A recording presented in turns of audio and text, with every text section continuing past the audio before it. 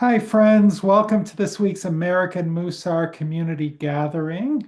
This week will be our second week exploring the soul trait of order, which is Seder in Hebrew. So we will start the way we always do with a short meditation. So I invite you to relax and close your eyes and take in a deep breath through the nose and hold, and exhale through the mouth and hold. And again, inhale through the nose and hold, and exhale through the mouth and hold. And as you go at your own pace of inhaling and exhaling, if thoughts should come into your head, just observe them and let them pass, like watching a car move by on the highway. Now is not the time for solving problems. It's not the time for planning. All you need to do is inhale through the nose and hold, and exhale through the mouth and hold. And on your next inhale, say to yourself, Shema. And on the exhale, listen. Shema, listen. In Shema, we're listening deeply, without judgment, without offering advice. In Shema, we are listening with an open heart. Shema, listen. And when you're ready, you may open your eyes.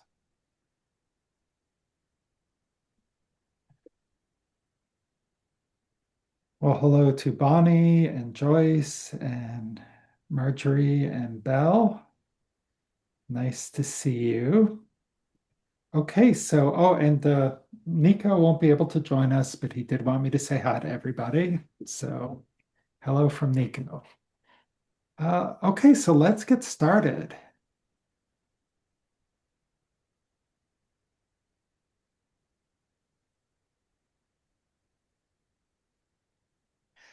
All right, so as we begin our second week of studying order, may I have someone? We have a little bit of a longer quote here today. This is from Rabbi Nicole Arbach from the Musa Torah Commentary. Um, and as we used to say, commenting on Sav, which was my Torah portion for my bar mitzvah. In our everyday lives, we often employ the midah of order. Midah is the Hebrew word for soul trait. The midah of order with its rules and rituals to focus on the behaviors we want to cultivate. So, I'm going to stop the share.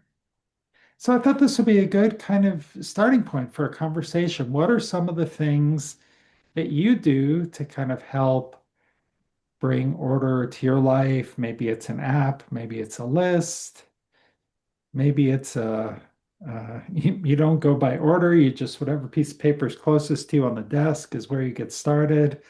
Um, so what do you do in in the real world in your life today? And today's focus, by the way, is going to be on practicing order. So this would be kind of a good starting place. What are we doing today? Yes, Sue. Usually Mondays, I have a paper calendar with the weekly planner that I've been using forever. And I sit down and I write, and I take my other calendar and I transfer everything, but I write down the week's plan, and I always have a little check mark next to everything. Hmm. And if I don't get it done, I'll highlight it, and then I make sure I carry it over to the next week at the end of the week. Hmm. So, I mean, that helps me. And then, of course, as the week comes, I add things, that happen. But I also try to add things that happen to tell myself, you did this extra thing. Hmm. so that I don't think I didn't get the other things done if I had to throw something else into the mix. So Yeah. that helps me with getting things done in order. Uh-huh. Yeah, I think it's interesting too. You give yourself, you also record the unplanned things that you do, because I know I've been in that situation where what did I do all day? I didn't do anything on my list. So I'd be like, oh, talked to my uncle for an hour on the phone. So Bonnie. So, I, my kids tease me, my adult kids, that I'm so OCD that it should be in alphabetical order and it should be CDO. So what I'm saying, you have to know what that's about. Um, My iPhone has two apps that make a tremendous difference for me, one of which is Notes. And so I list every store that I go to on a regular basis, what I need at Safeway or what I need at Costco. Hmm. And there's a little dot. And so I just touch it when these are the things I need. And I go in with the phone and take care of it. I allow myself one extra thing in Costco that's not on the list. Thank you, Sue, for laughing. Um, so that's one. The second is I use reminders also on my iPhone. Hmm. And then I know if I didn't get to it, I at least moves up on the list. So I can change the date or the time. And the third thing was, and it came out of when I was head of school, I had a treasurer who taught me how to use a spreadsheet. And I have become the queen of vacation spreadsheets. Hmm. And friends of mine tease me, and then they ask me to send them the spreadsheet. So, where did you eat in Maui, or where are the kosher restaurants in New York City? Um, and and I don't use Google Sheets. I use a regular Excel spreadsheet, and there it is. So, those are the three things I do, and I try to just keep being organized. Thank you. I think it's an absolutely wonderful trait. So, don't look at my desk. Thank you, Bonnie.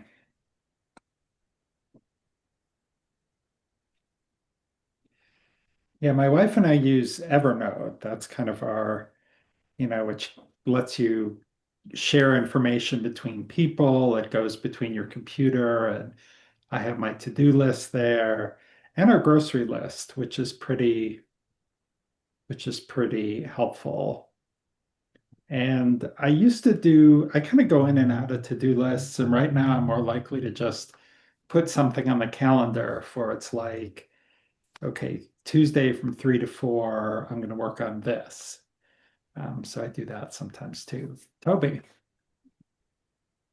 I'm a list maker. I used to have a paper wall calendar when I was working, which required that, I mean, my office required that we actually wrote on these big calendars.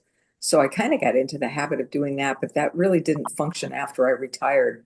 But I make lists. I make lists for to-do stuff. I make lists for books I want to read. I have lists everywhere. Unfortunately, they're not in my phone. I probably should change over from I write paper lists. I probably should switch over to the phone because that's more 21st century, but I haven't done that yet. Hmm. Thank you, Toby.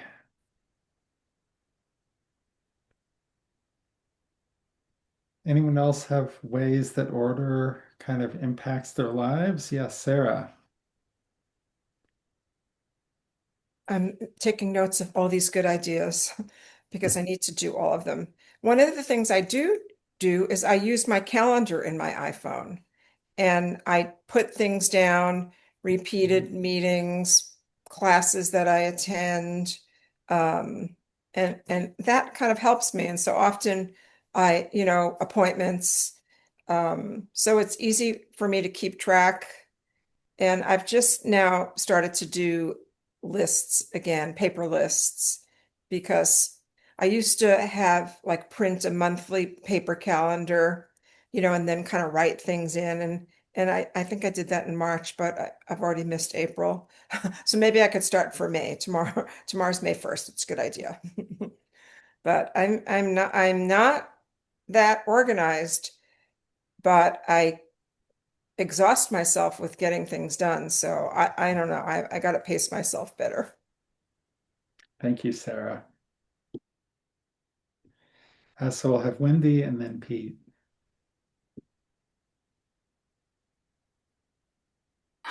Okay. Sorry. and Belle after Pete. Well, I like order. I've never had a problem with order. Order comes in handy when you're a grant writer and when you have 5 kids. But just, I think about 2 days ago, I found out that I didn't really know that the divine is expresses order in Emor. I was reading the Parsha, Hmm. and it's all about detailed organizational things that the priest has to do and when the priest has to do it, and just order. And then our holidays, these are specific things. So I'm like, oh, good, okay. And I run out with my list or whatever in my head, whatever. And I usually try not to schedule more than 4 things in a day because I know that's my max. Hmm. And we had people that had emergency situations, urgent situations, and my husband was one of them. I needed to help. And so I said, wait a minute. I was kind of upset. I'm like, huh. And I said, no, I need to do an immediate reprioritization of Hmm. those orders. And so I canceled a couple of things. And then I was working for the rest of the day on these emergency things. And I said, yes, I think I know what is best for me, right? But then when something like that comes up, I just have to put it in the hands of the divine and go with what's the most important thing is to take care of others. Hmm. Thank you, Wendy. So we have Peter and then Belle. Yeah, like my ordering is more low tech. I use a pencil and a paper, and I like to check things off as I complete each little detail. Um, in medicine, we used to call it triage. Hmm. You assess the patients and you put first things first, second things second, and you don't get overwhelmed by the amount of work that needs to be done by ordering the work according to priority. Thank you, Peter. Priority is huge. And as Wendy just said, sometimes we need to change the priorities. It's not, that's kind of how order breathes. We don't want to be so rigid. Well, I set this up at the beginning of the day, and, you know, Belle.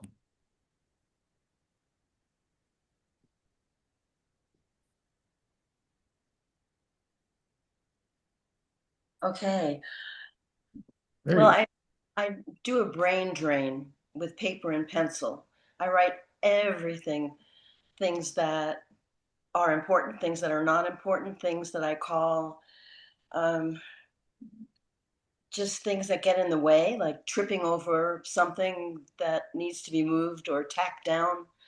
It's just a huge list. And then I look at that list and change it in order of priority. Usually my list considers people first, all living things, people in my life, the plants that I have that I need to take care of, health issues, go. and as I get older, things for organizing when my children have to come into our house and take over and I'm not here.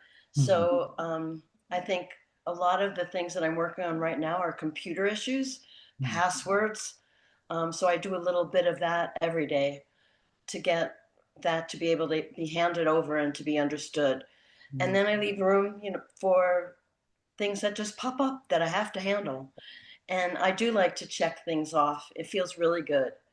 And yeah, that's it. Thank you, Belle. Listening to everyone, I keep sort of recognizing other ways that order is sort of showing up in my life. And one thing that since we moved to Colorado is I've been much better at like a morning routine. Like every morning I do the same thing. I get up, I make my tea, I go to the computer, I do a couple of fun things. my wife's out of town, I throw in feeding the cats because it's like that's, that can't wait. And if you try, they're gonna let you know about it. Um, so that's another part of order, and it does make for a nicer start to my day to kind of just do the same thing every day, even though that's not my natural inclination. All right, well, let's go a little bit deeper.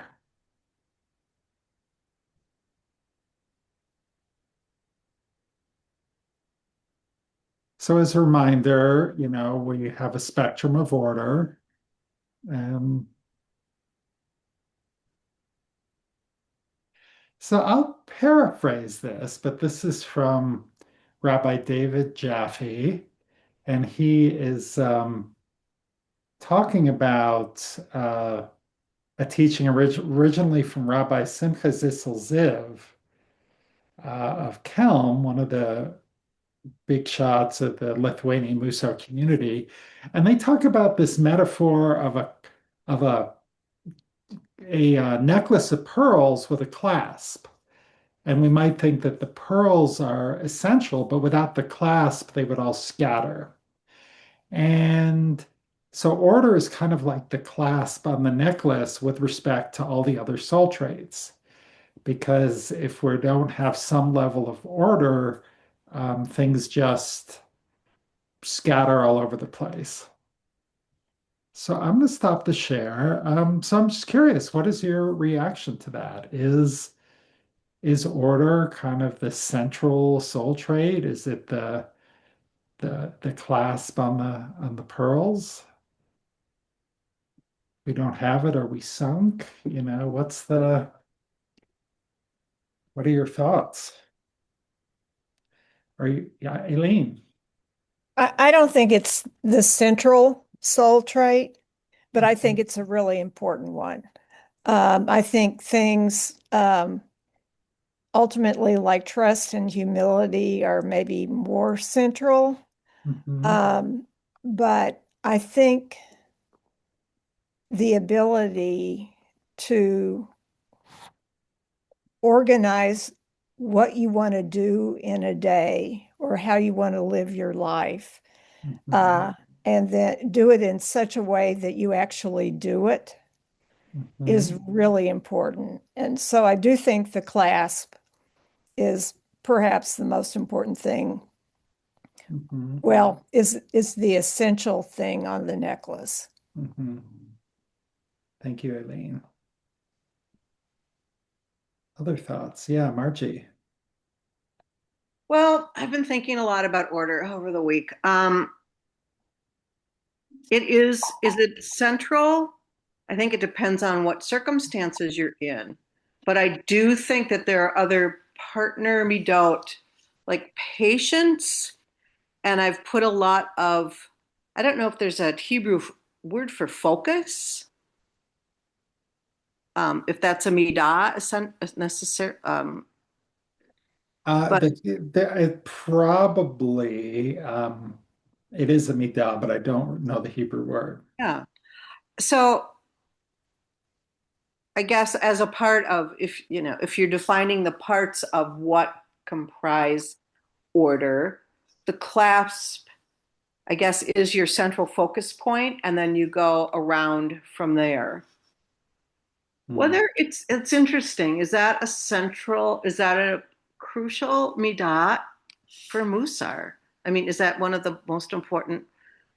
I don't know. Like I said, I think it really depends on where you at in your day, in your life. What is your priority at that time? What is your focus at a set time? That's what I think. Thank you, Margie. Wendy. Just short, I don't think I could make a necklace without a clasp Hmm. because it would not be a necklace if I didn't have something to put it together and hold it together. Yeah. That's all I have just about the clasp. Yeah. And I think that's a very clear and simple way to put it. And as we've been talking, I've been thinking, well, the very fact that we're doing a Musar practice and going from soul trait to soul trait, that is an order activity. We do say we're going to focus on this one for 2 weeks and then we'll focus on the next one. And if it was just like, you know, so in that respect, the Musar practice does require order. You know, there is another rabbi who uses the same pearls and clasp metaphor, but it's a different soul trait that's the clasp, and I cannot remember what it is. But I got in an argument with somebody about this. It was like we were co-teaching a class. It's like I can't believe you taught the wrong, you know, and then we each got our materials out and said, well, it says right here. And then I was like, well, it says right here. And I was like, oh, so it's all very Jewish too. You got can't even agree what the clasp is. But that's also kind of how that is. What's the most important one? The one I need right now. Um, Michael and then Deborah. Hearing you talk about the order of our meetings and thinking about the way I do Musar when I start a new cycle, I do put traits, I do think about the order in which I want to practice things. It almost makes me think that it's not the clasp, it's the chain, Oh. and that all the other soul traits are hanging on that chain. Hmm. I don't know what the clasp would be, but that's sort of how it Hmm. feels. That's sort of how it's coming to me in my head. I just Nice. thought I'd throw that in. Yeah, love that. Thank you, Michael. And let's see. And Deborah, you were up next. Yeah, so I'm sorry I didn't get to come last week because I would have been interested in what everybody said, but I had somewhere else to be. And I've been working with my VOD on order. We're doing your book, but we're a little bit farther ahead of this group.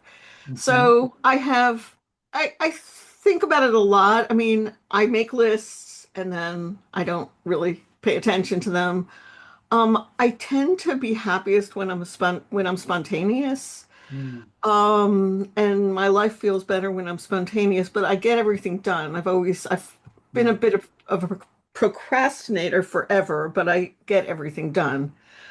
Um, but right now, since I've been working on order, I have the house in not total disarray, but I've been meaning to clean the house, so I'm in the process of cleaning lots of things, and it's a lot to deal with. And then I think to myself, why didn't I do this little by little over time Hmm. instead of, um, doing it all at once? And I get bored also, that's the other thing. So I go from thing to thing, and then there can be, three different places that are a wreck. I clean it up before I go to the next thing. But so I don't think I'm as orderly as most of you. But the last thing I wanted to say was in doing Mosar, I've never kind of figured out where order fits in.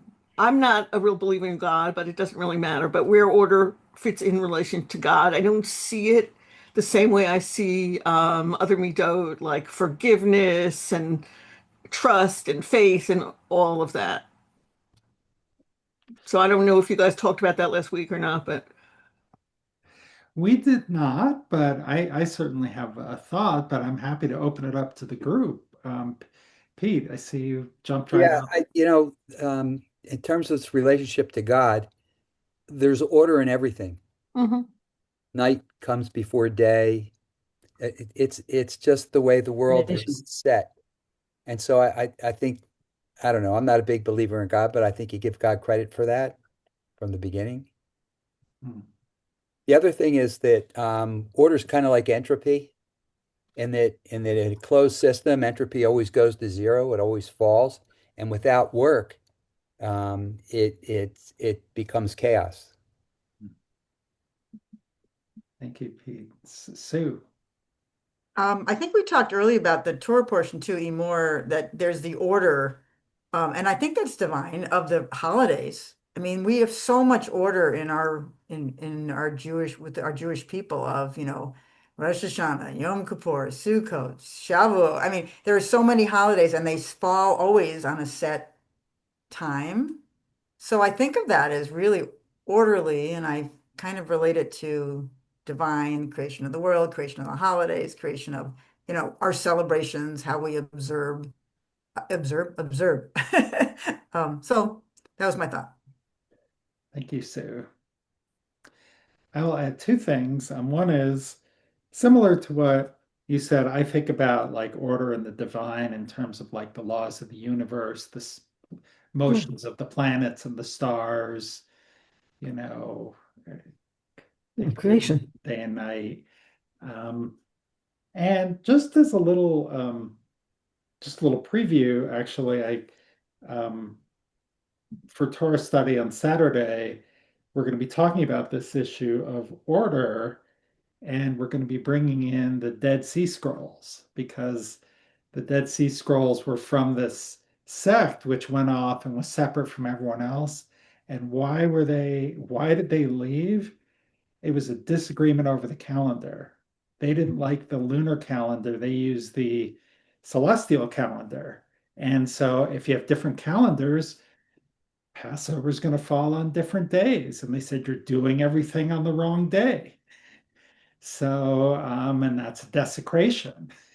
So we'll go live in the desert and kind of rage against the heretic priests running the temple who are getting everything wrong. So, um, okay, let's, oh, yes, Wendy, and then, yes, Real Wendy. short. It's in Ecclesiastes. It's a time for everything. Mm. It just reminded me of that song because you're always reminding me of singing. When you're speaking, it's like a song comes always. Yeah. Thank you. Yeah, no, that's a great, great reference. Okay, so now we're going to go a little bit. This is a teaching from Rabbi Shlomo Volbe, one of the great Mussar masters of the 20th century. So I've broken out each sentence into a separate bullet because I think you could think of these almost as stages. So we'll talk about each one in turn, and then we'll go to breakout groups. So can someone please read the first bullet?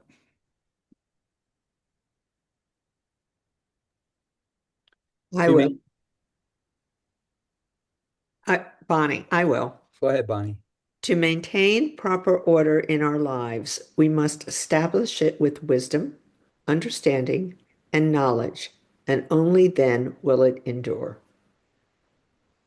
Okay.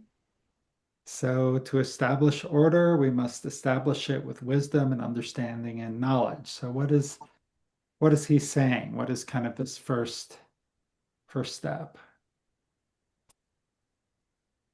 Have a plan. Have a plan.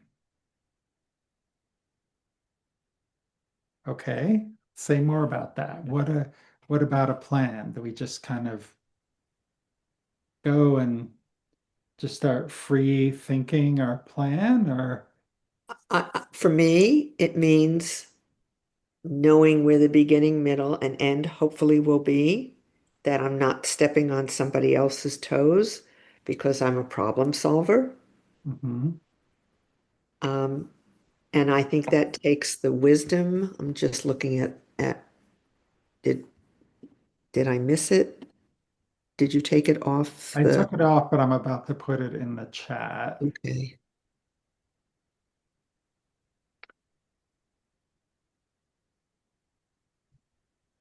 I wonder if there's a relationship between being a problem solver and needing to have order in your life. I'm just throwing it out. And I think wisdom, understanding, and knowledge is of the people around and the situation. Mhm. Yeah. Yeah, wisdom, understanding, and knowledge, that's a pretty powerful combination. You get your experience, understanding other people, um, knowledge, you just have some learning and some basis. He says, but only then will it endure. So you could I'm great at like solving problems off the top of my head. I never really thought about whether they endure or not, but he's kind of going deep. I saw somebody's hand, Yeah. The, Peter, and then Aileen. Pete. I wonder if he's saying that you need to have some knowledge and wisdom in order to set the order correctly. Hmm. To get to what I was saying about triage. Yeah.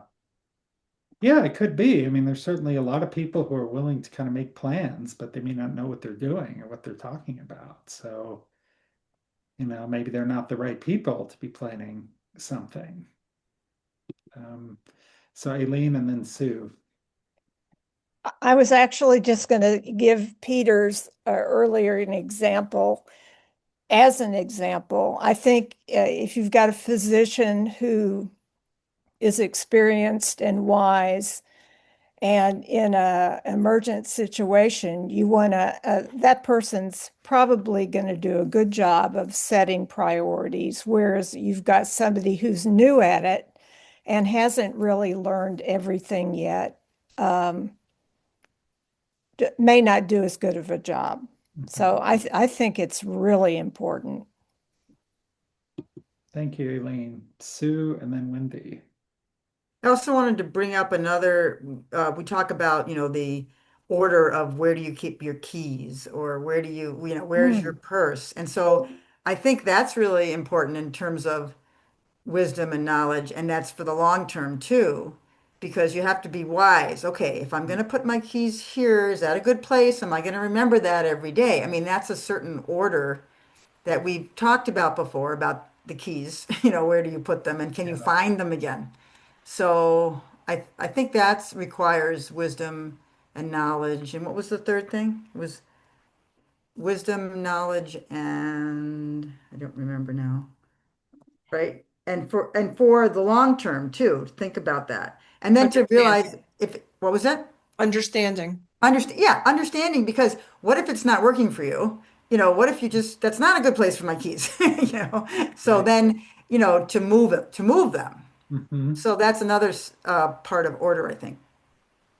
Oh, I think you're right. And I used to keep my wallet and my keys in the drawer of my bed table. And I realized I can just put them on top of my bed table. And then actually, it's easier for me to find them because if they're not there, I know I've put them someplace weird and I could just immediately tell. And it's just one less step. It's kind of like when I was working in web design, every click you can eliminate is just makes it better for the customer. So it's kind of like one less step. Wendy. Well, I'm thinking of the soul trait Yara, fear and awe. And like we've talked about that a lot and how it's like kind of interwoven with one another. But it says that the fear of the divine is the beginning of wisdom. And I kind of take that in a broad way, like the knowledge and the understanding. Where am I going to get that? If I don't have that, then I have a place to turn.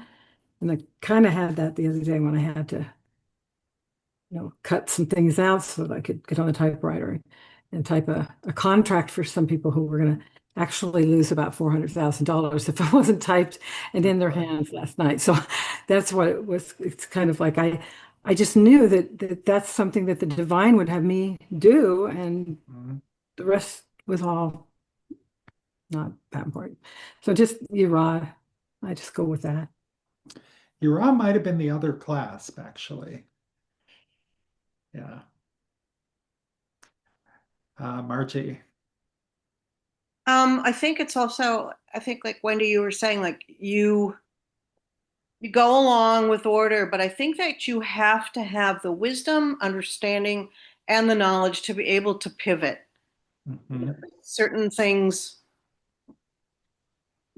yeah, you just have to be prepared for, and there's another midah that comes in there, which is was equanimity. You got to Mm. stay on a semi-level place and then just know, where do I go from here? You still have you almost have to have like a storehouse of all of wisdom, understanding, and knowledge to be able to use it in different. Jaja, you're not included in this. Okay. Um, to know where it should be utilized. Love that. Thank you, Important. Archie. Okay. Okay, so let's look at step number 2 or sentence number 2.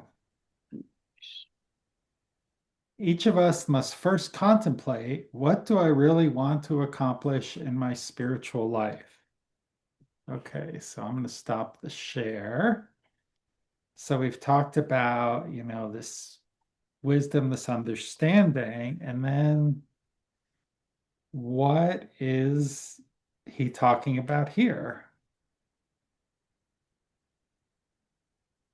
Toby.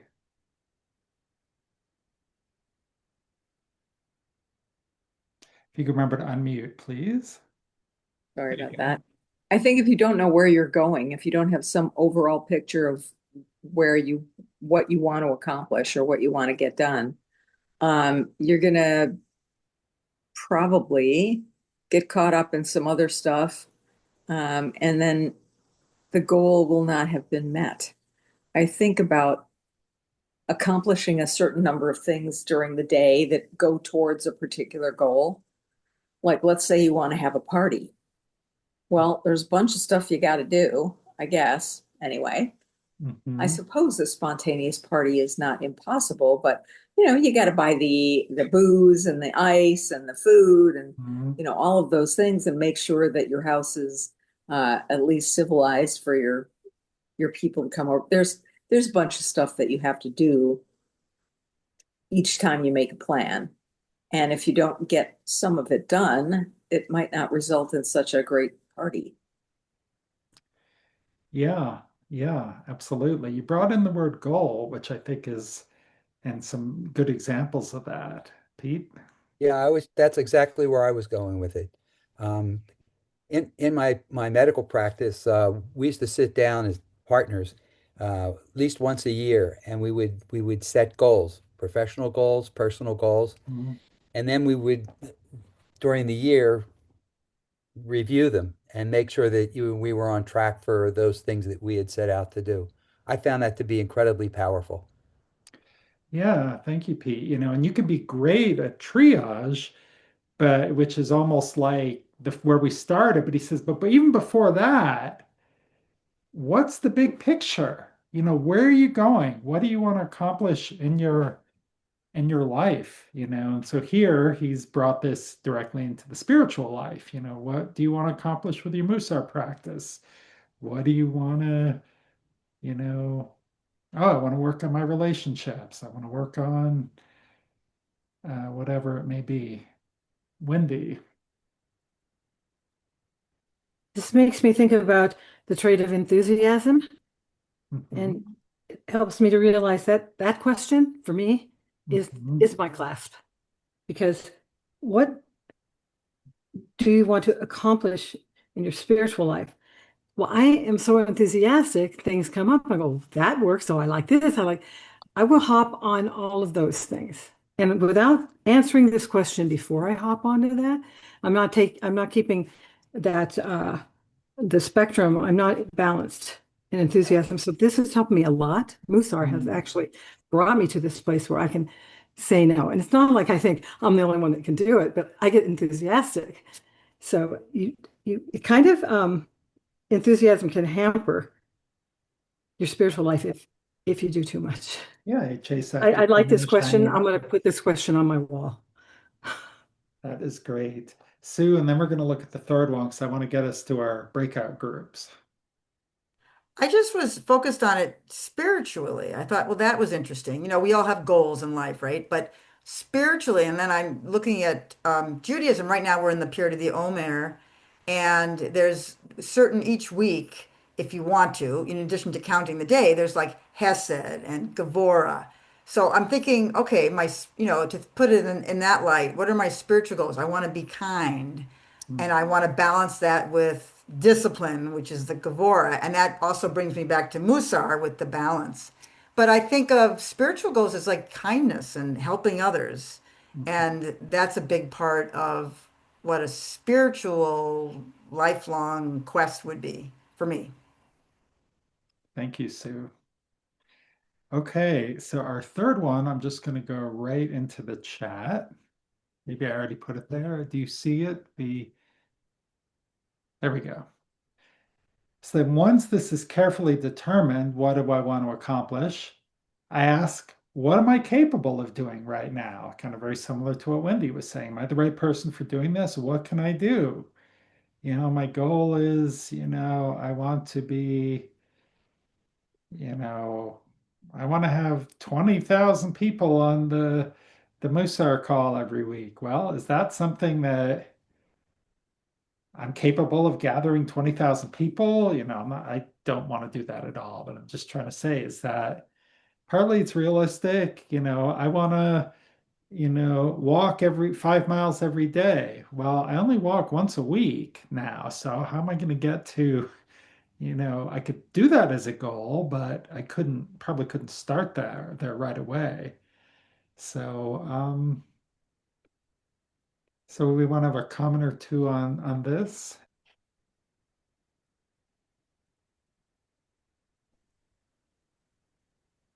Yes, Sue. Just a quick one about small steps.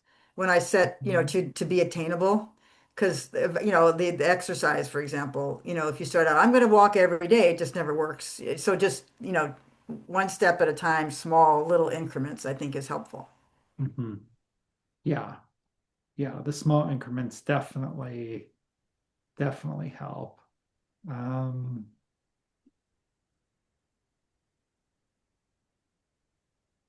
so I was just doing a little setup. I think these work well together because you're talking about wisdom, understanding, knowledge, setting your goals, and then kind of almost circling back to almost the detail of your understanding and knowledge, and that's self-knowledge, which is a different thing. What can I do? And I love that you brought in kind of the small step piece. So for the breakout rooms, I will bring back up. Can you see this? What? Did I share the slides? Looks like I may not have. Mhm. Nope. Okay, let's try that again. I can see them in the chat. I mean, those points I can see in the chat. Here we go. So I think we looked at this at the end of last week. So with your partner, what's the change you could make in your life? And maybe we'll all just kind of take a moment to contemplate that. You can look at this list of things to inspire you, but maybe you will want to talk about setting a goal. Maybe you want to talk about a small step. Um,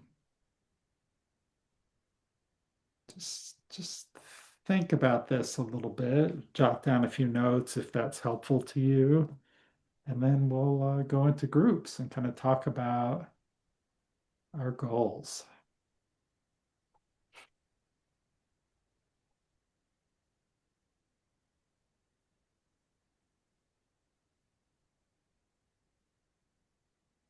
Oh, Guy, you're on here twice.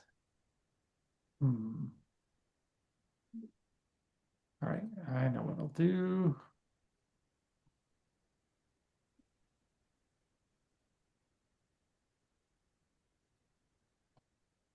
There we go. Okay, the rooms are open.